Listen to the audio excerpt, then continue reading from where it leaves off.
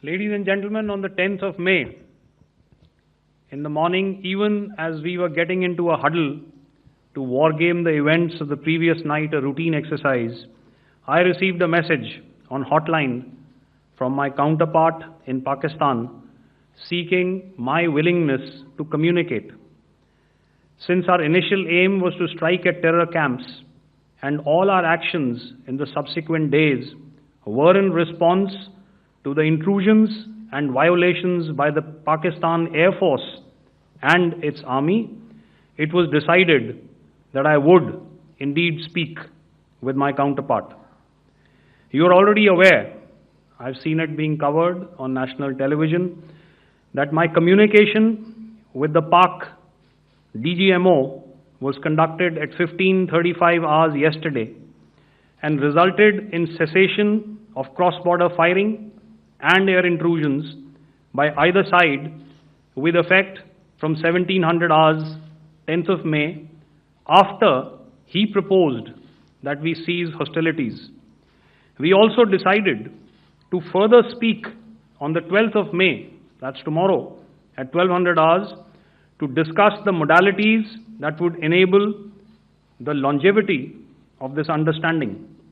However, disappointingly, and must I add,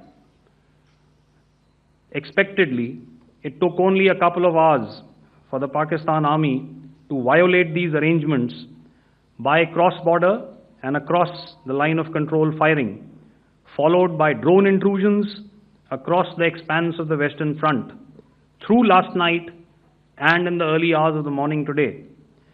These violations were responded to robustly and dealt with as they must be.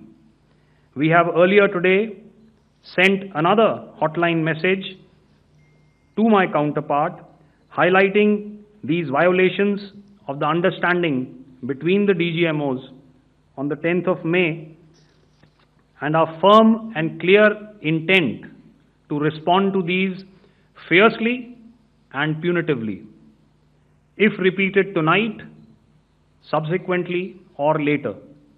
In this regard, I must inform all of you that the Chief of Army Staff has earlier today conducted a security review and has granted full authority to our Army commanders for counter-actions in the kinetic domain in case of any violation by Pakistan. In the end, I pay my solemn homage to my 5 fallen colleagues and brothers from the armed forces and civilians who have tragically lost their lives in Operation Sindoor. Our hearts go out to the bereaved families, and we express our solidarity to them in this lifetime and beyond, at this grave juncture in their lives.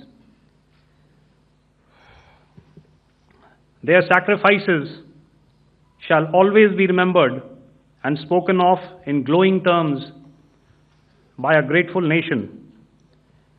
We have thus far, ladies and gentlemen, exercised, and my colleague Pramod highlighted this, immense restraint, and our actions have been focused, measured, and non-escalatory. However, any threat to the sovereignty, territorial integrity, and safety of our citizens will be met with decisive force. Jai Hind.